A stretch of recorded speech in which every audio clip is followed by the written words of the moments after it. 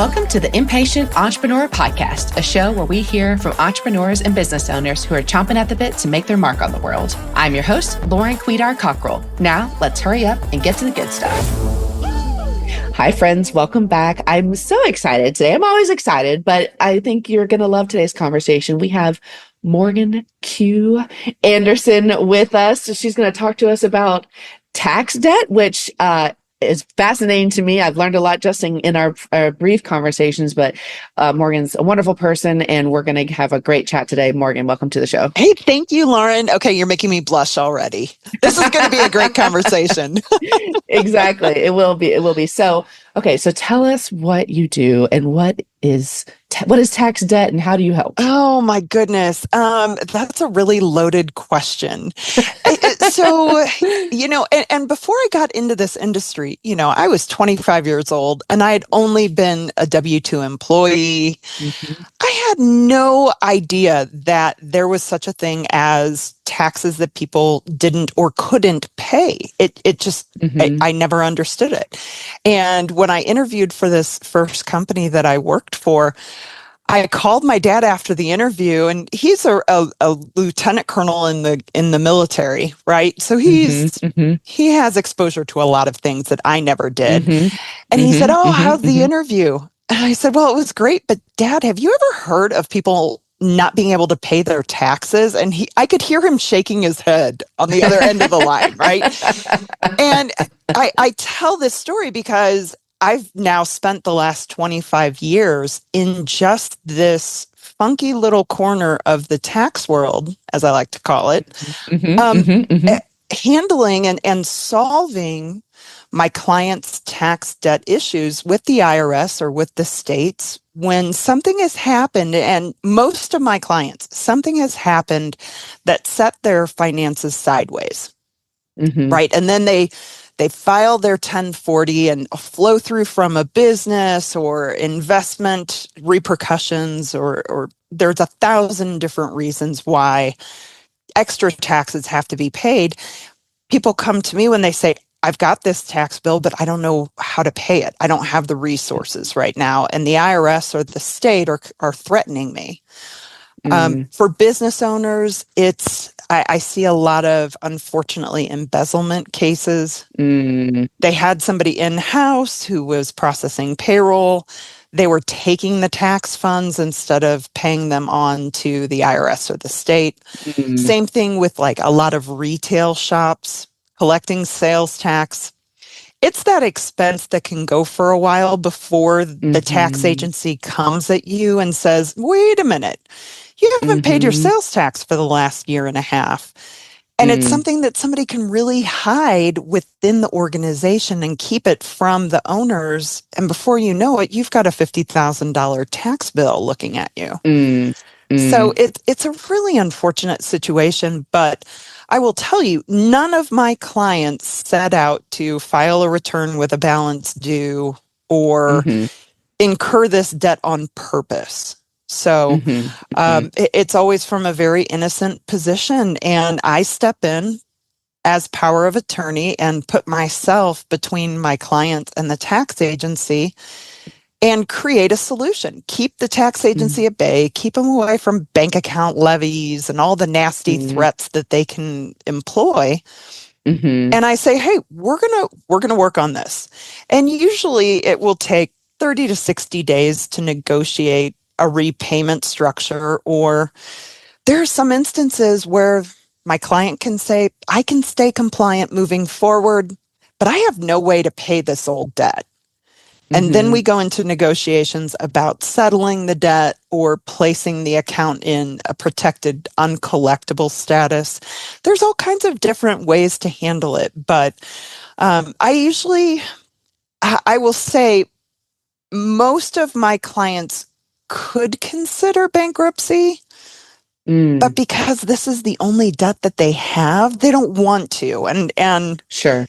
For the short term, yes, it gives you protection, and you can employ the different strategies to come out of it the other end, but it tanks your credit and you have a really hard time rebuilding after it. So Yeah, Mm-hmm. we're, And the psychological toll too. oh, isn't that the truth? I've Mm-hmm. had clients where filing bankruptcy would have gotten them out of 90% of their income Mm-hmm. tax debt because a lot Mm-hmm. of it was older years. And they said, no, I just don't want that tag on me on my credit report. Yeah. I'm like, okay, that's fine. We will always Mm-hmm. find another solution.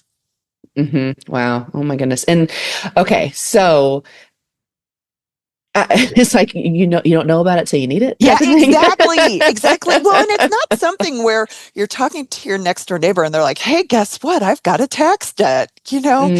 It's Mm-hmm. it's Mm-hmm. something Mm-hmm. that people really um, have this paralysis about, right? They don't Mm-hmm. know who to trust. Your CPA, if you are a business owner and you have a great CPA, that is the first person to talk to. They're not going Mm-hmm. to Mm-hmm. judge you. They see this all Yeah. the time. And Mm-hmm. they may have the experience and the knowledge to help handle it, or they may say, you need somebody who does this as their sole focus. Let me connect you to somebody. And Mm-hmm. that's where we typically get most of our clients from trusted CPAs, enrolled agents who say, I've got a client who, and then they make the connection. Mm-hmm. But Mm-hmm. it's one Mm-hmm. of those things where instead of being an intimidating situation, you want to stand up, Mm-hmm.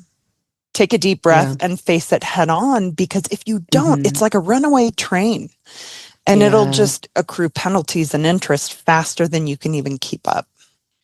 Right, right. And then if you don't mind me asking, I'm curious and if someone's listening and they might need you, Yeah. do you charge like a flat fee or is there like a percentage or how does your business grow? Yeah, that's a great question. We always do a flat fee investigation because if we're going to Mm-hmm. commit to doing something for a client, we want to investigate their tax account with the IRS or Mm-hmm. the state. We want to Mm-hmm. spend some time talking to them about their financial condition, the way the Mm-hmm. IRS or the state would look at it and would Mm-hmm. evaluate it. Mm-hmm. And then we say, okay, here are the top 2 or 3 options that we can move forward with to solve this for you. Here's the Mm-hmm. pros and cons of each. And here's how much time and cost it would be for each one of these. Got it. So, Mm-hmm. yeah, we always start with that flat Yeah. investigation because it doesn't do us any good and it doesn't do the client any good to say, we can do this for you and then Mm-hmm. end up not being able to because of something that the client didn't disclose to us or they Right. didn't know to disclose to us just in speaking Mm-hmm. with us. So we Exactly. always do Makes our due sense. diligence. Yeah, it sounds like you need to. Yeah, That's you very do. wise. You do. You do. We do the same. We always have some sort of strategic and discovery phase of be like, what are we even dealing with? Little different lens, of course, but being able to get on the same page and understand assumptions and clarify those and make sure we know what we're looking at. Absolutely. I feel like we are investing more of ourselves into clients when we slow down and take that step. And then, Hmm. we feel very confident in what we say we can do. I'm sure you and your team feel the Hmm. same way. Yep. Absolutely. Absolutely. Yeah. Don't want to just start talking about somebody without knowing everything. And Right. you want to be good advocates and have the full landscape for sure. Absolutely. Okay, Morgan, first official question. Are Okay. you an impatient entrepreneur? You better believe it. Which tickles me because you're just so sanguine, just like It's so funny. I find as a business owner, Mhm. if we're not thinking about our next growth point, right? Like that Mhm. next level we want to get to, I feel like our businesses will become stagnant. And Right. then if you aren't taking forward steps, it starts working backwards, right? And you start Mhm. seeing that Mhm. drop in productivity and inspiration just within your team.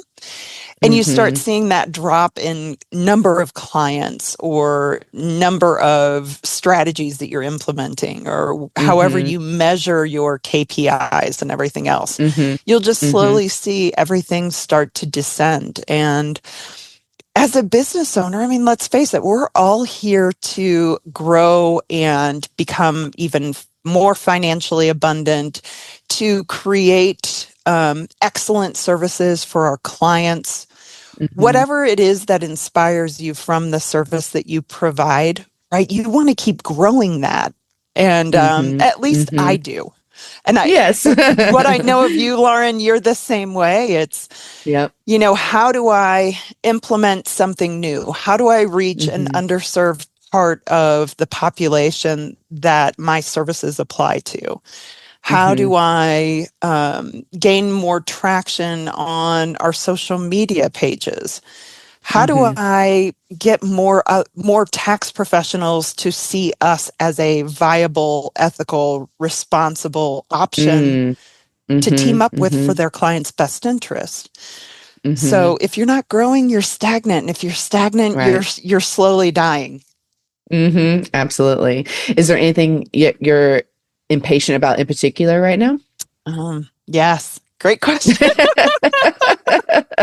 What you cooking up? So we are actually creating a master class for people where it doesn't make sense that they hire a professional to step in. I'm talking about people Mm-hmm. who maybe Mm-hmm. only owe 20,000 on their taxes, on their personal Mm-hmm. tax return, and they can't write a check, but they need the IRS to, for example, work with them for 2 years while they repay it. Mm-hmm. So Mm-hmm. this master class is going to be an hour long. It's really affordable. And it's going to be the answer for those people who it doesn't make sense for them to pay somebody $1,500 to get involved with it. Mm-hmm. But they Mm-hmm. need the help. They need the guidance. They need the knowledge that we have that we can Mm-hmm. share with them so they can do it themselves.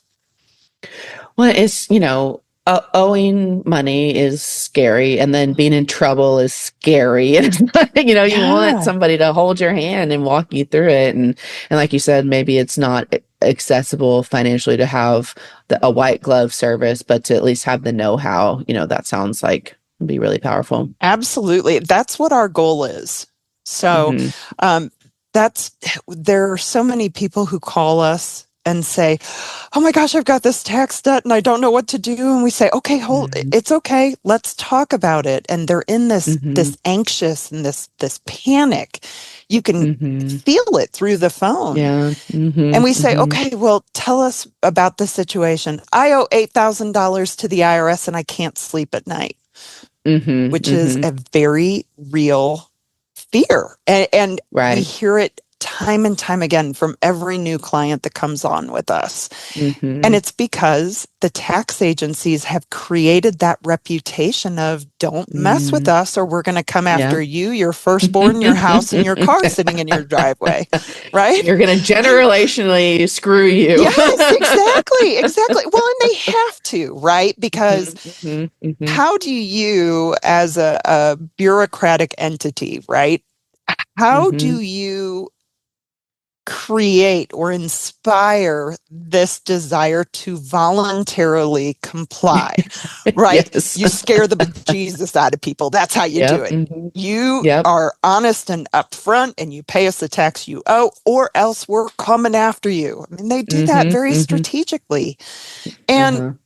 it's because taxes go to our public schools, they go to our roads, they go to our military, to our social security recipients. I mean, Mhm, think about the litany of things that our federal and state tax dollars pay for. mhm. They have to get those monies in, or else our entire country comes to a screaming halt. Right, right. So it's the necessary evil for the way our entire country is set up. So Yeah. we all have to just kind of knuckle down and deal with it.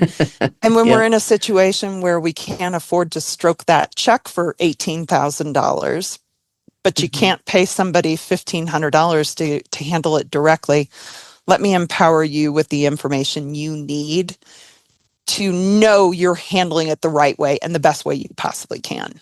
mhm. And when did you go into business for yourself? Oh, August of 22. Okay. Yeah, so Okay. we're more of a smaller firm right now. Mhm, We're newer on the landscape, but I've been, like I said, in the industry for 25 years. I was mhm, with one firm for most of my career. They had Mm-hmm. some structural changes, some philosophical changes that I Sure. didn't think was in line with what I found to be the best way to handle Mm-hmm. somebody in this scary situation, in this very threatening. And you want to Mm-hmm. talk about somebody standing naked in front of our government? Have a Yeah. tax Mm-hmm. debt and they feel fully exposed, right? Mm-hmm. Um, Mm-hmm. I just knew that there was a way to provide better service and better Mm-hmm. representation and to kind of keep my arms firmly around them while we Mm-hmm. move through this labyrinth of dealing with the tax debt. Yeah. Well, what a gift to receive people and guide them safely to the other side. I'm glad that you made that decision to have a business that has integrity Mhm. and care and compassion for the people you serve. Because I do see from time to time businesses in a variety of industries that don't view their customer with a lens of dignity, and is they're just kind of just burning them through and pushing on bruises rather than helping to coax them along and support them. Yeah, it's important. If the inspiration that has kept me going in this industry, because trust me, calling the IRS and picking a fight every day is not a fun thing. I mean, I've seen so many people try to do this. They last 2 or 3 years and then they burn out and they Mm, leave. yeah. But Mm-hmm. what I have always been inspired by are my clients. I get to Mm-hmm. know them. I mean, kids and interests and it's just like it happens along the way because of how personable Mm-hmm. I am and my team is with all of our clients. And that's why tax professionals are like, "Oh my gosh, you are a calming voice in the storm." Mm-hmm. And Mm-hmm. that's what we aspire to be with every single client because it is scary. Yeah. I think back to some of the trials and tribulations that I've had in my life. And I wish at times somebody would have taken my hand the way Mm-hmm. that we do with our clients and guided me through Mm-hmm. it because I went through things where I felt like I was all alone on a raft and I Yeah. didn't have a lifeline. I didn't have somebody guiding me through it. And I wish I Mm-hmm. had. Right, right. So do you end up with like besties at the IRS that you're like calling up like, "Hey Susan, got another one." So funny enough, well, when somebody is assigned at the IRS or the state, Mm-hmm. it's usually by Mm-hmm. region. Okay. So I have a couple of revenue officers across the nation at the IRS that I'll call and say, okay, I know this isn't your case, but I've got this situation. Here's what Uh-huh. I'm thinking. What do you think about this? And these are people that I've worked with on and off for years. And Mm-hmm. something that I hope everybody comes away from this conversation with is keep in mind, these people are literally debt collectors. Mm-hmm. Mm-hmm. They don't make the rules, right? So Yeah. calling and being rude to them sends you backwards Mm-hmm. about 50 steps. So Mm-hmm. when I deal with revenue officers at the IRS or the state, I call them up. I'm like, hey, my name's Morgan Anderson. I'm with Golden Mm-hmm. Lion. I just sent over a power of attorney for this client. I'd really like to talk to you for a little bit. Tell me your side of the case. What do you see? Mm-hmm. And Mm-hmm. I let Mm-hmm. them just talk. And Yeah. we end up in a conversation. And then I say, okay, well, here's some of what I've been told. Here's where I see we need to go with this. We need to start Mm-hmm. focusing on compliance. I'm working on pulling together a financial statement. We're already working on the missing returns that need to be submitted. And a lot of times from these conversations, these people at the Mm-hmm. IRS and the state go, I don't Yeah. have to lead Thank the goodness. charge and Yeah. be a Yeah. jerk to scare somebody to Mm-hmm. cooperate, right? Mm-hmm. And, Mm-hmm. and that's, I mean, 90% of my success in doing this is just because I call people and I have conversations. I say I'm going to Mm-hmm. do something by a certain date and I follow through. I Mm-hmm. prove to these people at the IRS and the state that I know what they're looking for. I'm already Mm-hmm. 5 steps ahead of them with the client. Right. And Mm-hmm. yeah, we end up not having that, well, I'm going to levy their bank accounts. I'm going to come after Oh their God. assets because Mm-hmm. we're already I already know what they're expecting, so we can stay ahead of them. Mm-hmm. Yeah. You have the guidance, the historical understanding, and the industry expertise, and then just treating them as human beings. Yes, absolutely. Do you know, I had a revenue officer in Texas. Mm-hmm. Funny enough, this was a couple of years ago, and we got to know each other so well. I'd like shut off my client time and we would just chat. She ended up sending me Christmas recipes and, Oh. I mean, they're Hmm. people. They're people. Yeah. And can Yeah. you It's a imagine job. having a Yeah. job where you're collecting on tax debt all day long? Ugh. Yeah. Ugh. Yeah. And everybody hates you. Yes, exactly. You're the man. Yeah. It's like, no, I'm just trying to pay for diapers, I man. know. I've got a job to do and I'm ticking the boxes. You happen to be the Hmm. case I'm working on. Yeah. Hmm. So Hmm. I hope that everybody listening this is taking away some of the mystery, right, Yes. behind Yes. I'm fascinated. that taxman mentality that we all have. Yeah. Right. Well, my mama always told me you get more with honey than you do with vinegar. So, Amen. Absolutely. Absolutely. But let me tell you something. yeah. I've got that bottle of vinegar next to my desk. If I Yes. need You to ready to pull it spritz them? out, oh, totally. I do. Yeah. And, in cases where it's warranted, I have no problem Hmm. saying, you know what, we're not getting anywhere. I need to Hmm. talk to the Hmm. next level up. And, Yeah. And then as something else my mama said, if she's, hi mom, hi, she's like, Lauren's mom. she's like, if you are talking to someone who can only tell you no, you get to the person who can tell you yes. And so Exactly. sometimes you're dealing Exactly. with someone like they are scripted to only say no. So we have to Right. go up the ladder to where you can get to a Well, yes. and recognize at different levels within the government, they only have so much leeway.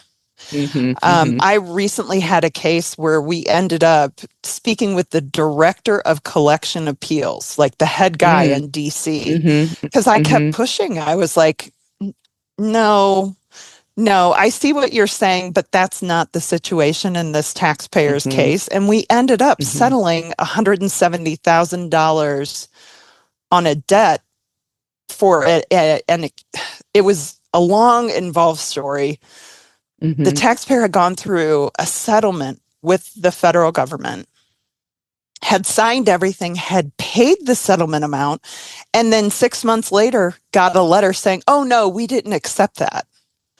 Oh. Oh yeah, it was a nasty one. But I kept getting with these people at these various levels and they'd say, well, I'm sorry, we issued our final decision letter and he should have gone to tax court for it. And I'm like, Hmm. no, Yeah. who's your boss? Next. Who's your boss? Who's your boss? And I got to the director of collection appeals and after I shared everything with him, after hearing no, seriously, at 9 different levels, he said, Mm.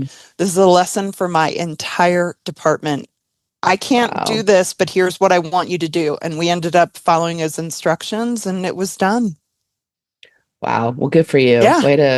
Way to stay the course. Because sometimes they're just like, well, they said no. Yeah. And, sometimes that's their strategy, right? Yeah. Say Hmm. no. Hmm. And if people don't keep pursuing it, well, then IRS is Yeah. ahead or states ahead. Hmm. Mm. Yeah. Oh, my goodness. I Okay, know. Morgan. And for those of you still listening, I'm so glad you're sticking with us because I hope Yes. this is as entertaining as we find it. Right. Right.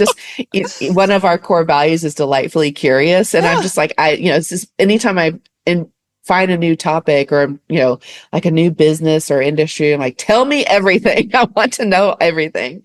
I love that. How do you make money? like you make Yeah. how much money doing what now? Tell me out. I want to know every detail. Well, and we have so many amazing businesses in this country. I mean, if you think about Hmm. it, every widget you see on your desk, right? Hmm. Every app on your Hmm. computer, somebody created that. Somebody fit a need that we all have, whether you think about it or not. It's Hmm. it's Hmm. remarkable. It is. It is like, just like tiny little screws on airplanes, things like that. It's like, Yes, what? exactly. What With some company's making funky one little, screw? I know. Well, and what's so funny is then they have that funky little piece that is needed to screw it Mm-hmm. in. So there's another Mm-hmm. company that makes that. Right? Yep. Yep. Yep. I love it. I truly love it. Oh, no. We're all part of the uh, cog. we are. So as a business owner and a leader, how do you fuel yourself and make sure that you're on top of industry trends, just on top of being a leader and a business owner? Are you a reader? Do you listen to podcasts? Do you go to conferences? All the above. Tell us what's been impactful for you. So I love being involved with one of my industry's professional organizations. Mm-hmm. Call it Geeks or Us. But it's, and I say that to all the NATP members out there, I say that with a Mm-hmm, joke, mm-hmm. with a laugh. Yep. Mm-hmm. But I mean, you think about the tax world, right? And you're picturing people with the black 50s glasses and tape in the Mm-hmm. middle and pocket protectors. Yeah. But we really do get together and have fun. Mm-hmm. Sure. Your nerd herd. Oh yeah, totally. My husband makes so much fun of me. I'm like, I'm off to Vegas for 3 days with the NATP forum. He's like, have fun, nerd.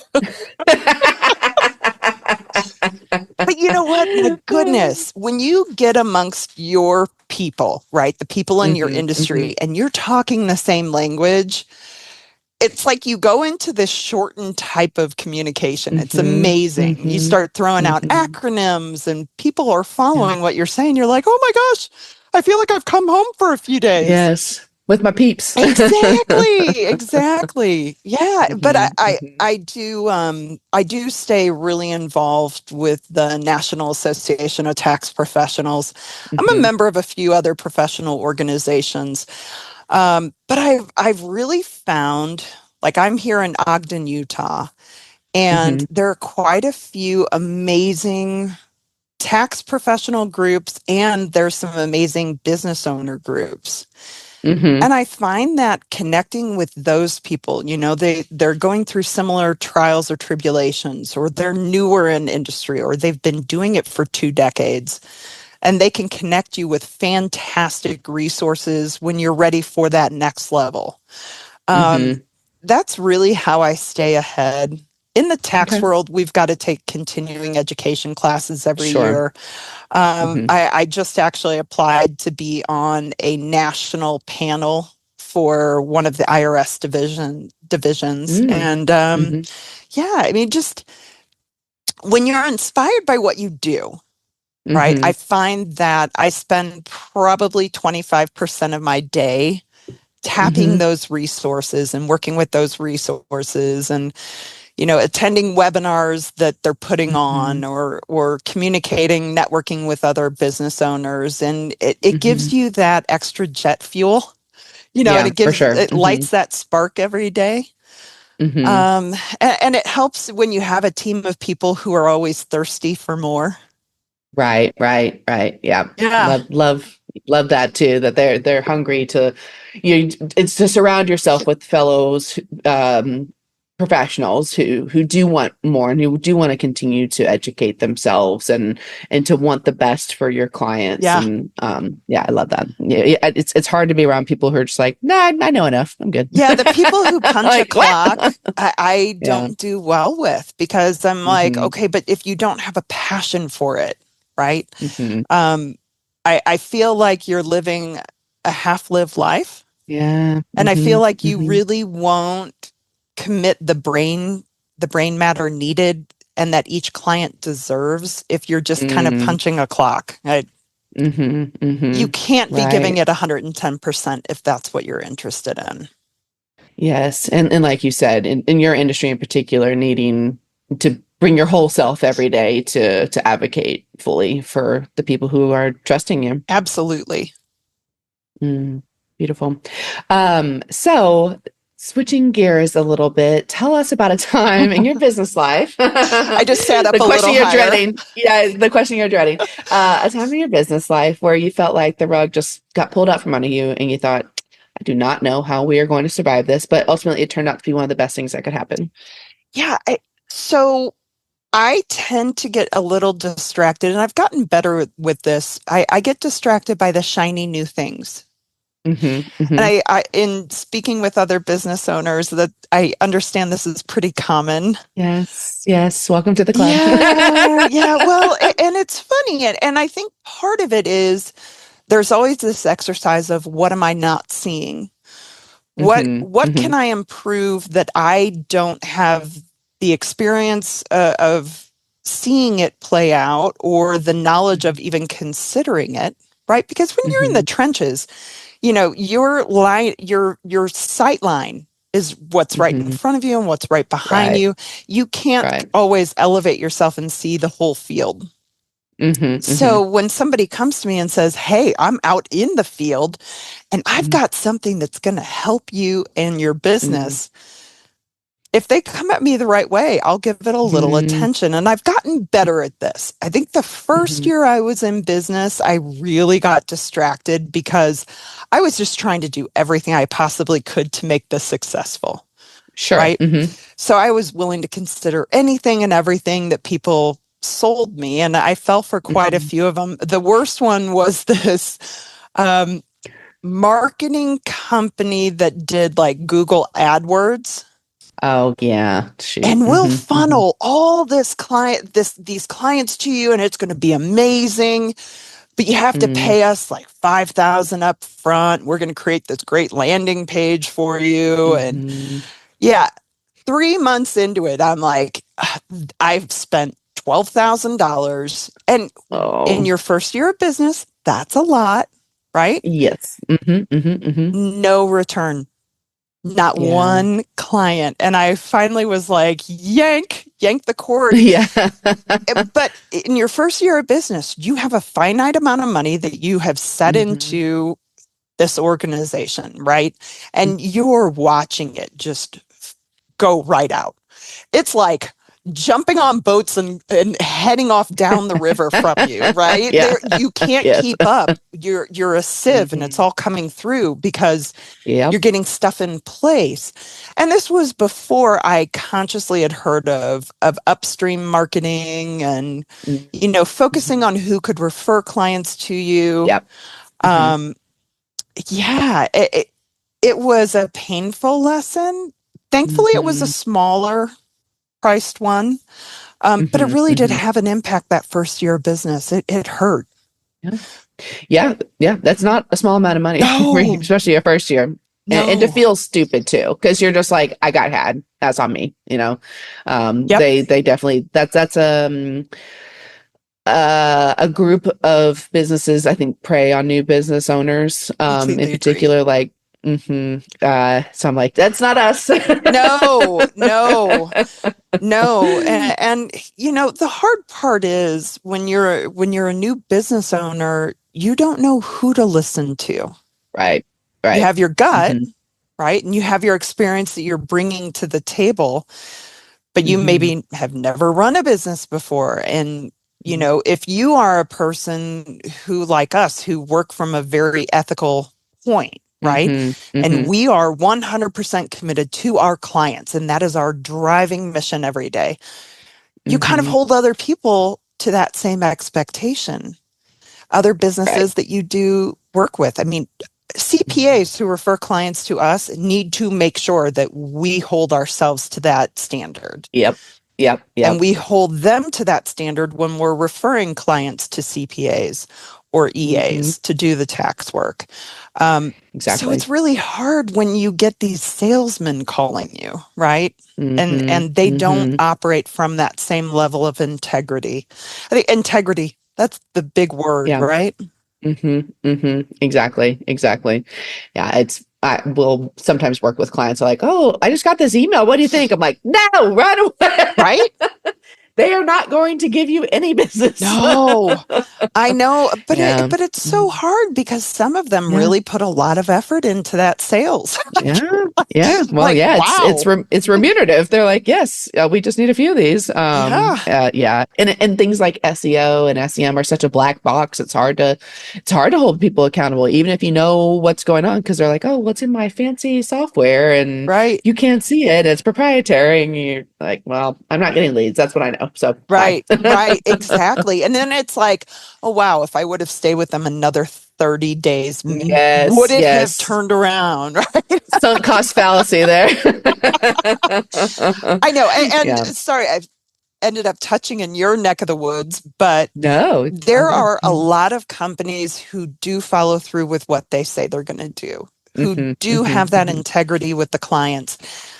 And you just have to do your research. If you're getting pitched by a company like that, do your homework. I was so underwater that this was the second firm that had reached out to me, and I was like, yes, please. Yeah. Yeah. Make my dreams come Where true. do Let's go. I sign? Oh my gosh, right? Oh, Yeah. so Yeah. silly. I understand. But, Well, here's the thing. I learned from that, and I was like, okay, hold on, take a step back. Who can really provide the clientele to us that will be the right fit? And that's where I started looking into things, and I heard about upstream marketing, and I had already been doing some of that, connecting with tax professionals. And then I was like, oh gosh, I just need to jump in. There's no shortcut. yeah. You just need people to get to know you, get to know your level of integrity, get to know your ethics, get to know what you can and can't do, or what you can or cannot do, what you'll commit to or what you won't commit to. And yeah, go from there. And do you find that clients who come through a referral tend to be quote unquote better clients than those who just discover you online, or no? No, I don't know if I've really analyzed that. And the reason is because everybody who reaches out to me has that need already. They need Gotcha. somebody to help them. I've had a lot of tax professionals reach out to me with clients like, I've got a client who's got 18,000 owed. They don't know what to do. Now I'm going to be able to say, oh, I've got this master class. Let me give you that information. But I've had CPAs refer clients to me where I said, you don't need me. Yeah. Here's what you need to do. And that's where the idea of the master class came from. I think, in my first 24 months of being in business, so through August of this past year, I probably spent 10 hours a month telling people who don't need us what to do. Okay, yes. You got a prime audience for it. There you go. And thankfully, right? I feel good about being able to put something out there that will help these people where you shouldn't hire somebody to do it. So Right. Yeah. If you find yourself saying the same thing over and over again, it's like, maybe I should record this. Right? Exactly. Oh, goodness. Okay. So take us back in time to when you were a little girl. First of all, I'm curious, did you own a business when you were a kiddo? No. Okay. Nope. I love sometimes we find little like, oh yes, I had, a lemonade stand, and I was like knitting things, or I was, babysitter or whatever. I wish, but my family was so busy. I had two sisters that played club level soccer. Every week we were at practice 4 nights a week, and every weekend we were carting between 4 and 5, soccer games all weekend. So yeah, that'll keep you occupied. Yeah, I was the nerd reading in the car. Yeah, that's me. I used to check out the maximum number of books they would allow me at the library. I was right there with you. Bring them back the next week. Yes. Okay, so was there, when you're reading your books, was there a personality trait of yours that people made you feel like was a weakness, whether they told you outright, like, oh, Morgan, you're so XYZ, or you just internalized it through maybe indirect feedback, but now as an adult and as a leader and a business owner, you realize it's actually your superpower? When I was young, I was pretty lost. I was very internalized and felt very alone. So I didn't have that moment or that trait that was kind of picked on. I was always kind of like off by myself. But when I was in my early 20s, I had a boyfriend at the time. He broke my heart. He like offended me deeply. And to this day, every once in a while I hear these words, you talk too much. People would like you more if you didn't talk as much. Oh. I would like his name and address, yes, please. Right. I had that happen socially. And then when I was young and before I ended up in this industry, I was working for a company in St. Louis, and it was a manufacturing company, and I was working in their print shop, right? And I was waiting tables at night, 21, 22, didn't know what I wanted to be when I grew up, just kind of making do with what happened. And I kept applying for jobs in their customer service department. And this head of HR kept turning me down, looking past me. And I went to her one day and I said, I keep applying for this. I am young. I am moldable. You can form me into whatever you want, right? But why won't you hire me for these positions? And this woman said, you'll never be better than an $8.50 an hour position. Oh, wow. Right? Dang.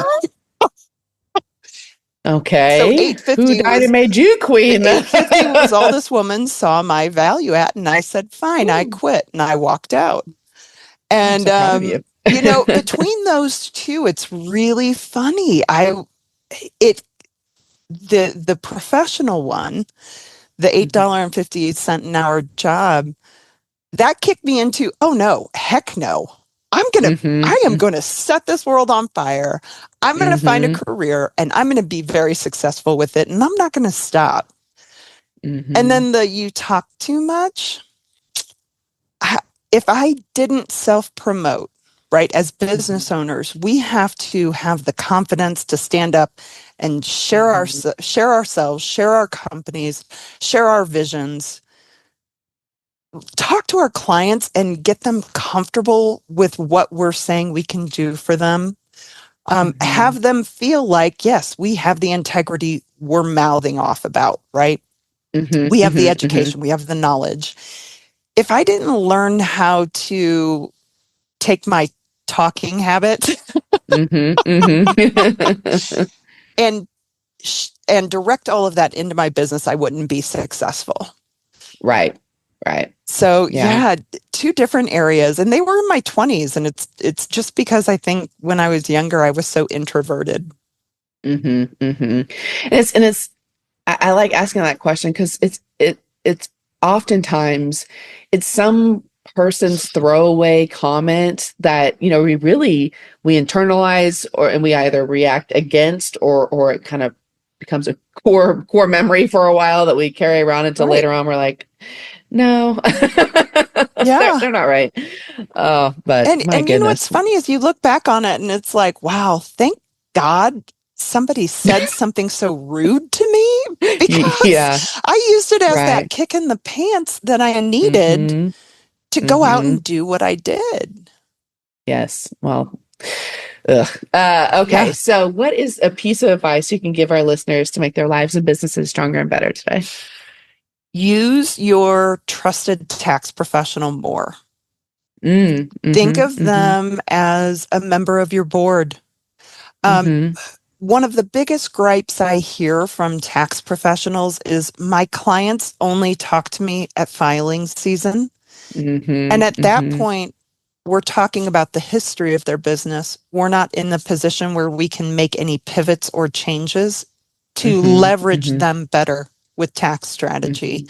And then they're mad because we didn't make changes throughout the year. It's like, well, you didn't talk to me. You didn't have a relationship with me throughout the year until you dumped all these records on my desk and said, do my return. So I can't go back and fix anything. No. I would say if you have a business that is really moving and shaking, get with your tax professional at least every other month. Okay. If you have a business that's pretty stagnant, growing or holding steady, get with your tax professional quarterly. Okay. I'm kind of crazy about it. I bother, Mm-hmm. even though I'm in the tax world, I Mm-hmm. have a tax professional because I don't do tax returns. I don't do Mm-hmm. books. Like that's not my Mm-hmm. area of expertise. So I Mm-hmm. have an EA who runs all my books and everything. And I'm with her once a month talking about, Mm-hmm. okay, what are we doing? Did you see anything that's a question? Is there an area where our spending is out of proportion with what should be expected? Um, Mm-hmm. they are your biggest advocate when it comes to your money. So why Mm-hmm. wouldn't you spend time with them? Right, right. And I guess if they decline to spend time with you, you find another one. Yeah, find somebody who wants to be in that type of role with you. As business owners, it is so important that we have somebody who has that specific skill set Mm-hmm. looking at everything for us. Mm-hmm. Absolutely. Well, Morgan, no surprise, but it's been an absolute delight to be with you today. Let us tell us where we can find you. Sure. goldenliontaxsolutions.com. You can find me on LinkedIn, on Facebook, on our website. My email and my direct phone number are on there. If you ever have a question, or if you've got a CPA that you're not super fond of and you need a Mm-hmm. referral to somebody else, reach out to me. Now that we have the ability to do client portals and we can have Mm-hmm. Zoom meetings, conference calls, you don't have to stick to somebody in your town or in your Mm-hmm. county, Mm-hmm. even, or even in your state. You just want somebody Mm-hmm. good who has an idea of how to work with your industry that you feel comfortable with. Mm-hmm. So, Yep. yeah, Agree. be your Yep. own be your own advocate when it comes to money and taxes and tax debt. Don't be afraid of it. Great advice. Thank you, Morgan. Thank you. It's been a pleasure chatting with you. Oh, yes, of course. Likewise.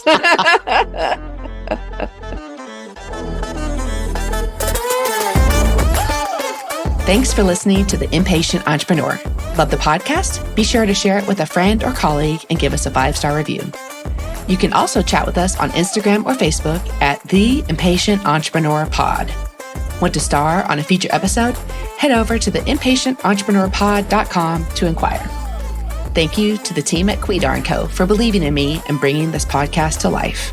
And thank you to Carson Childers for mixing and editing this episode. I can't wait to see you next time.